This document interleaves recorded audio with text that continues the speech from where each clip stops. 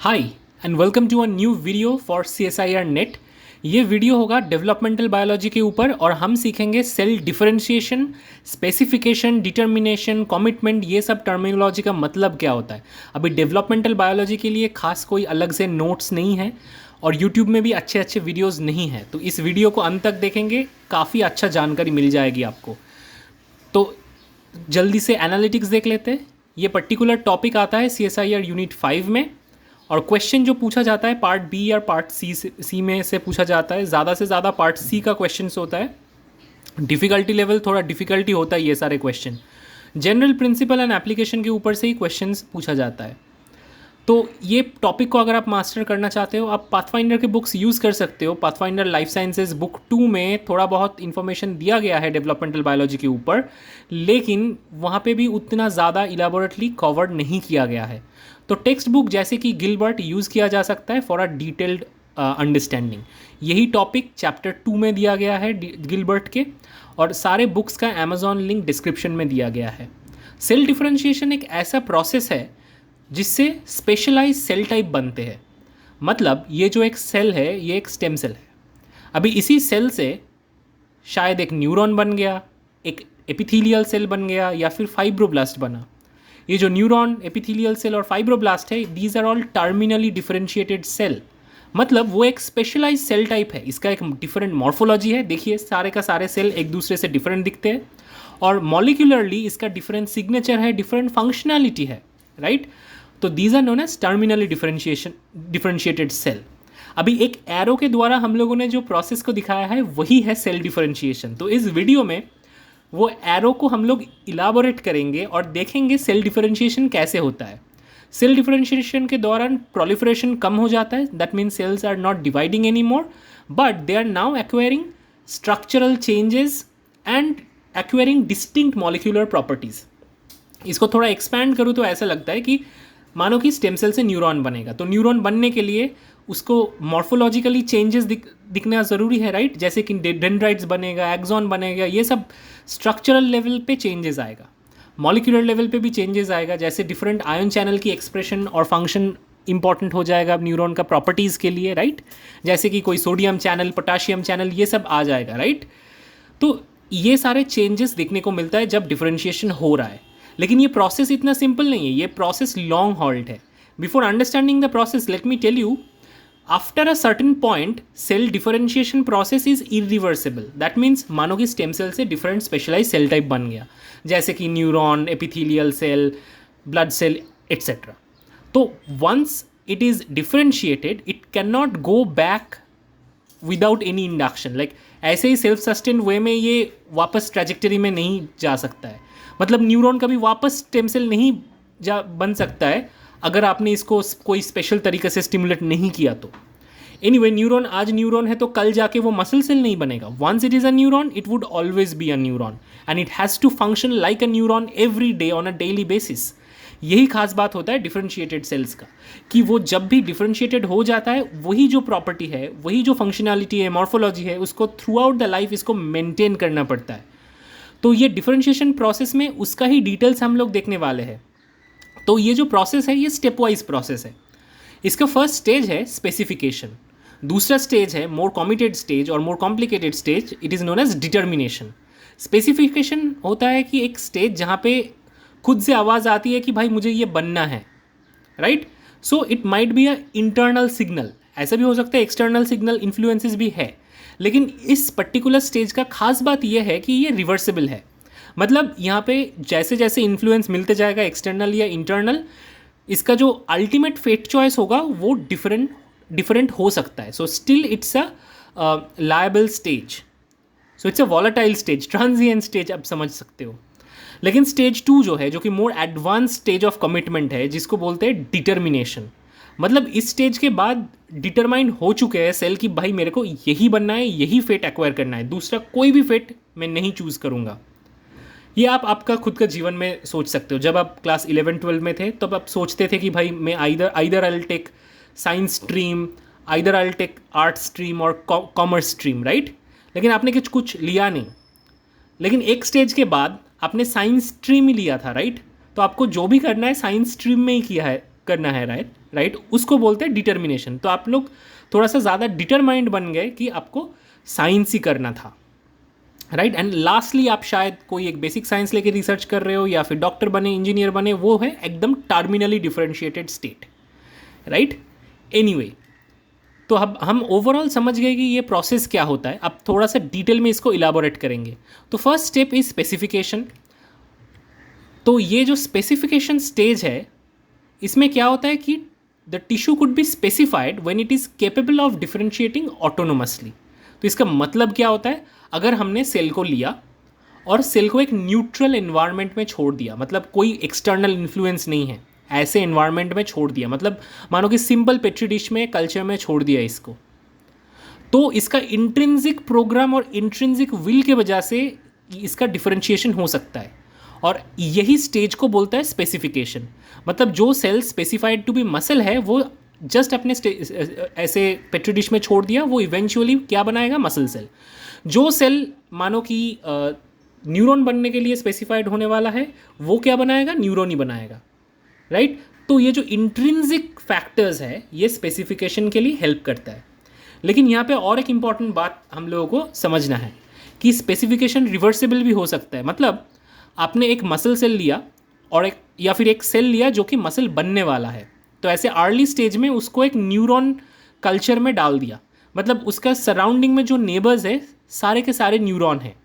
ऐसे सिचुएशन में इन्वायरमेंट का इन्फ्लुएंस उसका डिफरेंशिएशन को चेंज कर सकता है। मतलब instead of becoming a neuron, it might, instead of becoming a muscle cell, it might become a neuron. That means what we learned is cell commitment is still liable. That means it is capable of being altered. Moral of the story: during specification stage of commitment, there are external influences and it matters. ठीक है, अब दूसरे stage पे चलते हैं, थोड़ा सा advance stage of commitment में। तो advance stage of commitment is known as differentiation. तो अभी हम लोग क्या करेंगे, डिफरेंशिएशन के बारे में पता करेंगे, तो सॉरी, डिटर्मिनेशन के बारे में पता करेंगे। तो एडवांस स्टेज ऑफ कमिटमेंट क्या होता है, डिटर्मिनेशन। डिटर्मिनेशन में क्या होता है, ये इरिवर्सिबल हो जाता है डिसीजन। मतलब once the cell is determined to become something, it would be something. तो determination is an advance stage of commitment where the decision becomes irreversible.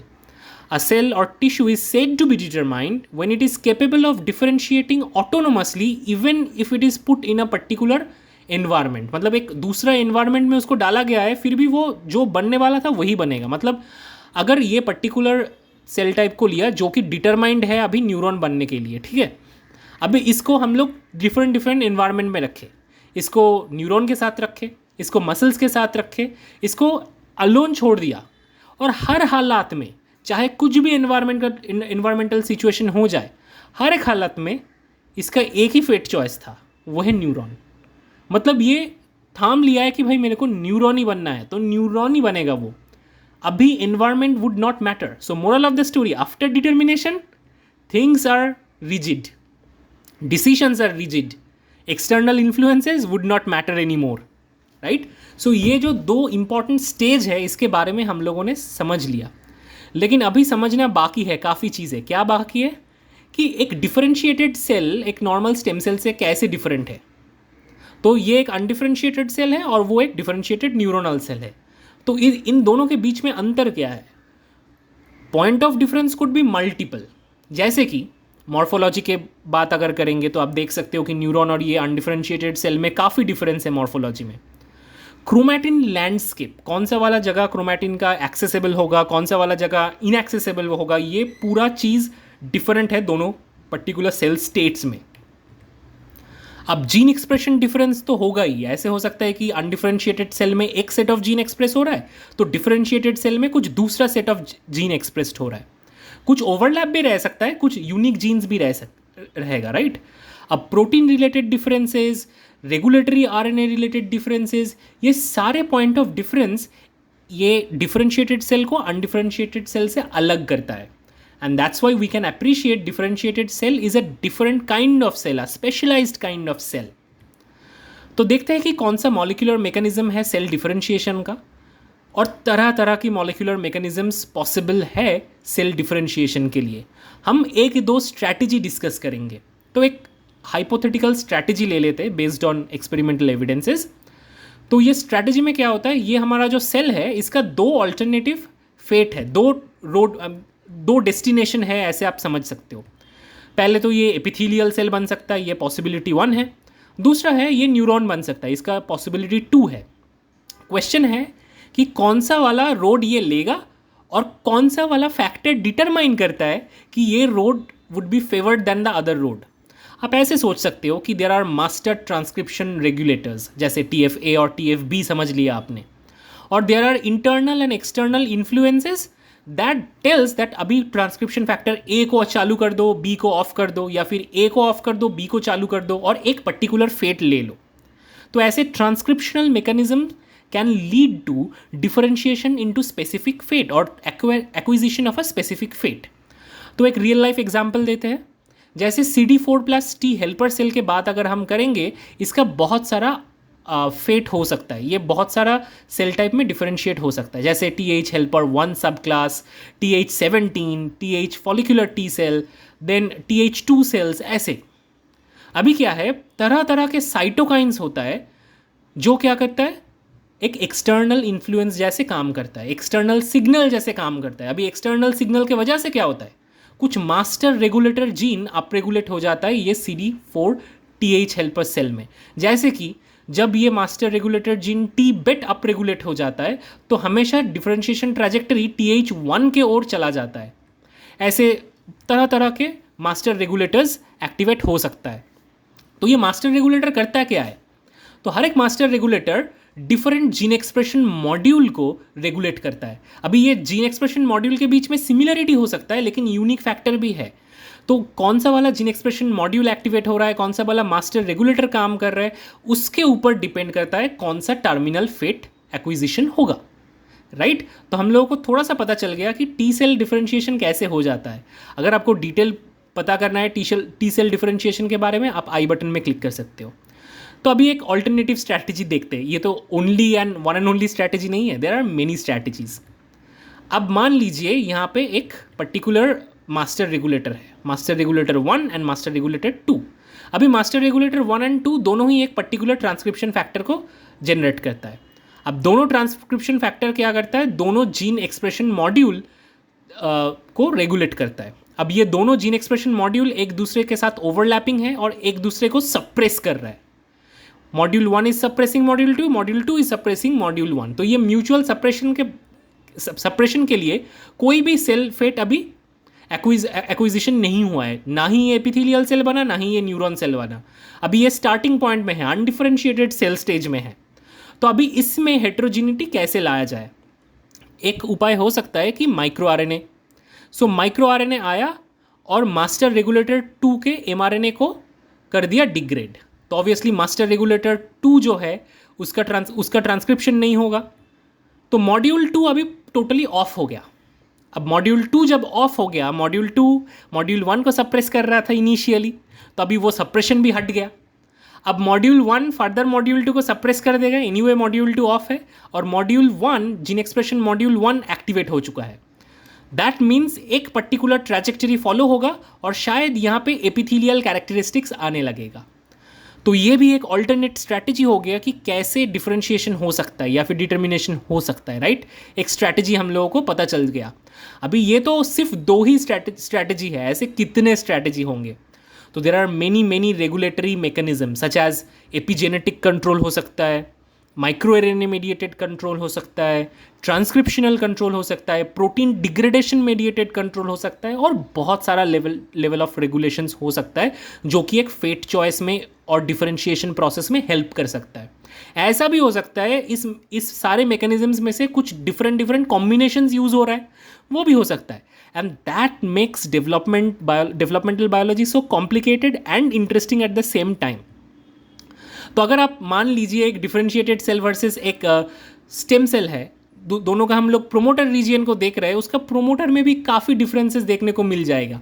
जहाँ पे ट्रांसक्रिप्शन स्टार्ट साइट है उसमें डिफरेंसेस होगा, जो हिस्टोन मॉडिफिकेशंस है कौन सा मॉडिफिकेशन मार्क वहाँ पे है उस पर भी डिफरेंस देखने को मिलेगा। जैसे कि ऑफन स्टेम सेल प्रोमोटर में एक एक्टिवेटरी इनएक्टिवेटरी मार्क का एक बैलेंस रहता है, शायद डिफरेंशिएटेड स्टेट में एक पर्टिकुलर टाइप ऑफ मार्क ज़्यादा रहेगा दूसरे से, तो ऐसे टाइप ऑफ डिफरेंस देखने को बहुत मिल जाएंगे, और वही क्या डिटरमाइन करता है कि कौन सा फेट एक्विजिशन होगा और कौन सा फेट में वो डिफरेंशिएट होगा।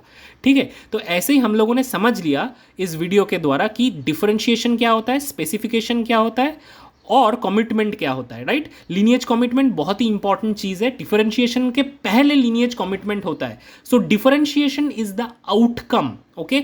Lineage commitment is basically the reason why the cell gets differentiated into something.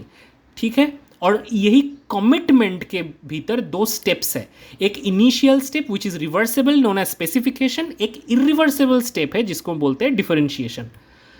सो हमको ये सब पढ़ने के लिए, समझने के लिए, एक डेवलपमेंटल बायोलॉजिस्ट होने के नाते ट्रांसक्रिप्टोमिक्स, प्रोटियोमिक्स, मेटाबॉलोमिक्स, मिथाइलोमिक्स, ये सब मल्टीपल अप्रोच को लेना है, तब भी जाके ये कॉम्प्लेक्स प्रोसेस को हम लोग स्टडी कर पाएंगे। तो I hope this lecture was useful. लेकिन जाने के पहले मैं बोलूँगा, ये सब पढ़ के फ़ायदा क्या हुआ? सेल डिफरेंशिएशन तो पढ़ लिया कि एक स्पेशलाइज सेल टाइप बन सकता है, तो उससे फ़ायदा क्या होगा? फ़ायदा ये हुआ कि अभी स्टेम सेल थेरेपी डेवलप हो रहा है। मतलब अगर मेरे को नॉलेज है कि ये ट्रांसक्रिप्शन फैक्टर प्रोग्राम को ऑन कर दो तो एक पर्टिकुलर फेट आ जाएगा, वो ट्रांसक्रिप्शन फैक्टर को ऑन करो तो और एक फेट आ जाएगा, तो आप स्टेम सेल से डिफरेंट सेल बना सकते हो, जैसे न्यूरॉन, जैसे retinal neurons, liver hepatocyte, muscle cells, all of these things. Right, अब मान लीजिए इसका क्लिनिकल एप्लीकेशन, किसी को 3rd डिग्री बर्न हो चुका है, तो अभी क्या किया जा सकता है, ये जो इंडिविजुअल है इसको ग्राफ्ट चाहिए। अब ग्राफ्ट का प्रॉब्लम यही है कि ग्राफ्ट रिजेक्ट हो जाता है ज़्यादा से ज़्यादा तौर तक, रिकवरी बहुत अच्छे से नहीं हो पाता है। ठीक है, तो इसको टालने के लिए क्या किया जाता है कि लोगों से अभी स्किन सेल लिया जाता है, उसको स्टेम सेल में कन्वर्ट करके उसी स्टेम सेल को हम डिफरेंशिएट कर सकते हैं स्किन सेल में। अब उसी सेम स्किन सेल से हम लोग ग्राफ्ट कर सकते हैं। अभी ये जो ग्राफ्ट आया, ये ग्राफ्ट तो उसी इंडिविजुअल से आया, राइट। दैट मीन्स ये रिजेक्ट होने का जो संभावना है वो कम हो चुका है, और ऐसे ही stem cell replacement therapy is blooming day by day. It would revolutionize the medical field in near future. Anyway, आपको ये तो समझ में आ गया, आई होप सो। अगर नहीं आया तो मेरे को कमेंट में बताइए। There are lot of notes and flash cards that you can get in my Facebook page. You can also follow me on Instagram, link सारे डिस्क्रिप्शन में दिया गया है। सपोर्ट करने के लिए मुझे आप पे कर सकते हो via super thanks option, which is present in the bottom right corner of any video. You can pay via Paytm, PayPal, UPI, net banking, etc. Anyway, you can follow me on social media. All the links are provided in the description. See you in the next video.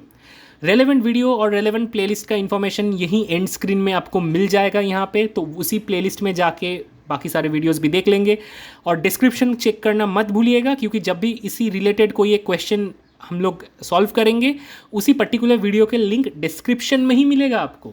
तो चलते, let's meet in the next video. See you, bye bye.